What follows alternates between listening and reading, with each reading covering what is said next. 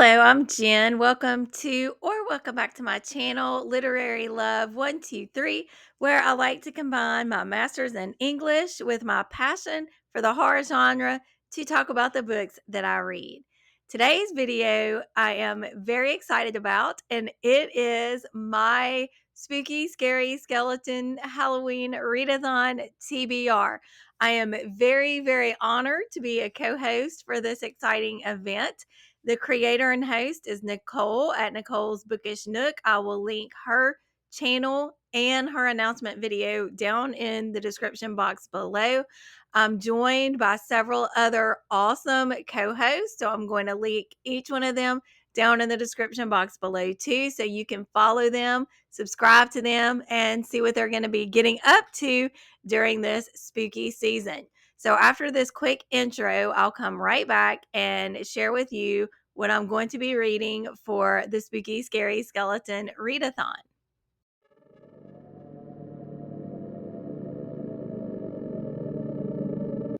There are 8 prompts for the Spooky Scary Skeleton Readathon, so I'm going to go over the prompts and tell you what book I'm going to be reading for each of them.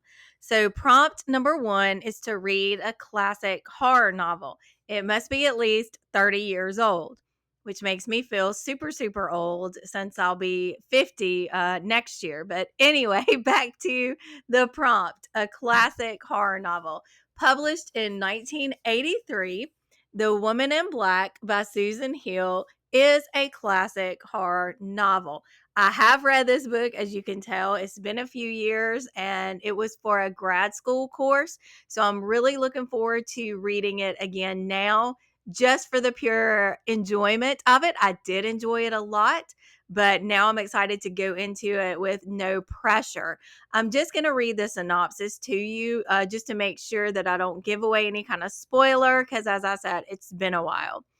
Author Kepps is an up-and-coming London solicitor who is sent to Crithen Gifford, a faraway town in the windswept salt marshes behind Nine Lives Causeway, to attend the funeral and settle the affairs of a client, Mrs. Alice Drablow of Eel Marsh House. Mrs. Drablow's house stands at the end of the causeway, wreathed in fog and mystery. But Kipps is unaware of the tragic secrets that lie behind its sheltered windows. The routine business trip he anticipated quickly takes a horrifying turn when he finds himself haunted by a series of mysterious sounds and images: a rocking chair in a deserted nursery, the eerie sound of a pony entrapped, a child's scream in the fog, and most terrifying of all, a ghostly woman dressed all in black. I listened to like a spooky gothic ambiance whenever I read this book. So I'm going to do that again. It is very unsettling, very creepy, very, very gothic. And I cannot wait to dive back into it. So, just a couple of other kind of bonus things. Neither one of these are horror novels, but they are classic works that I revisit every October. One of those is from Edgar Allan Poe. Pretty much all of his poems and stories, picking and choosing, I will revisit every October. I'm a huge Poe fan. I have my Raven earrings. I have a Poe shirt on. When it rains, it Poes. I have a Poe shrine over there too, but we won't get into all of that because you didn't come here to talk about my obsession with Poe. Um, anyway, so another classic work that I revisit every October is The Legend of Sleepy Hollow by Washington Irving. I'm not really going to talk about either one of those because I feel like you probably know enough about Edgar Allan Poe and Washington Irving, and if not, why don't you check them out this October? The second prompt is to read a fiction or nonfiction book about a serial killer. So I'm going to pull up the synopsis on my phone because I have a Kindle book that I'm going to be reading for this prompt. And that book is Because You're Mine by Christopher Triana. I read Gone to See the Riverman several years ago and I absolutely loved it. I read another one of his books, Full Brutal, and I really did not like that one. So here's fingers crossed, right, that I'm going to enjoy Because You're Mine. Let me tell you what it's about. Brian's elderly mother is terminally ill, and that's the way he likes it. Yikes. Mom comes from old money, making it easy for Brian to hire an in home nurse, but he's looking for someone to provide a special kind of treatment, something he's long fantasized about. Shelby is a nurse with a horrible secret. When she begins caring for after Brian's mother, let me say that again. When she begins caring, it says caring after Brian's mother, but I feel like it should say when she begins caring for Brian's mother. The two strike up an unlikely kinship, bonding over their troubled past and hidden desires. Together, the older Brian begins teaching Shelby classic methods of diabolism. I know diabolical means sinister. Anyway, this is not vocabulary. And she teaches him about the modern tools of their terrifying trade, making them a duo to die for. So, sounds interesting. Prompt number 3, read a book that has an orange cover or has orange in the title.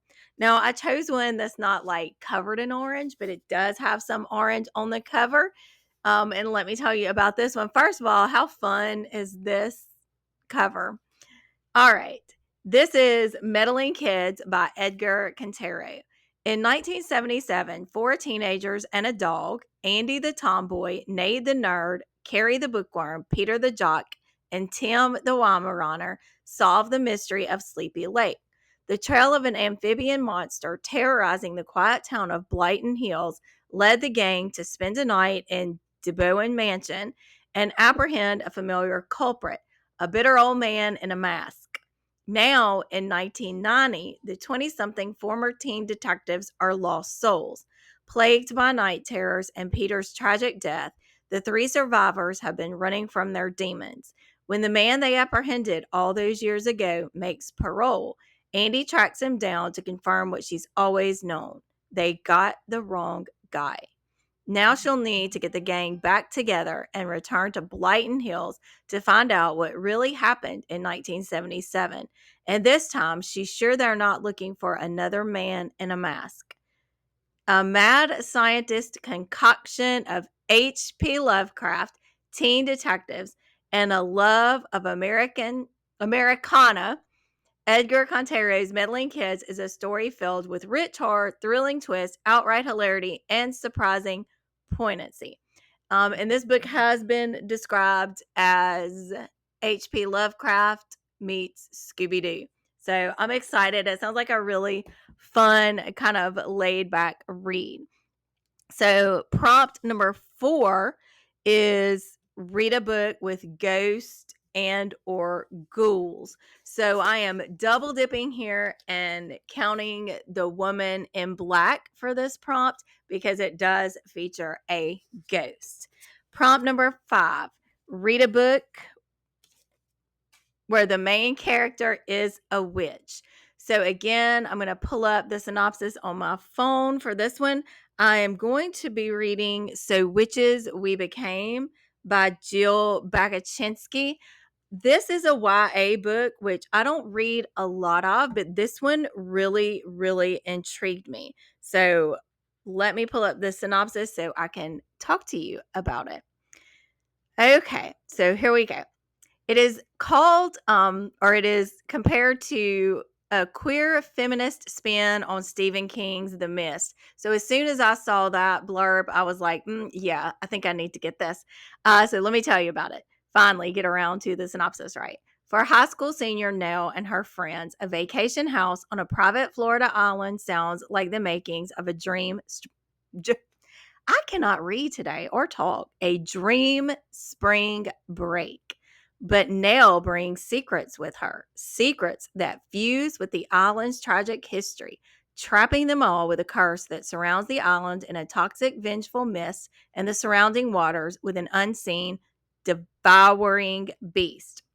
Getting out alive means risking her friendships, her sanity, and even her own life.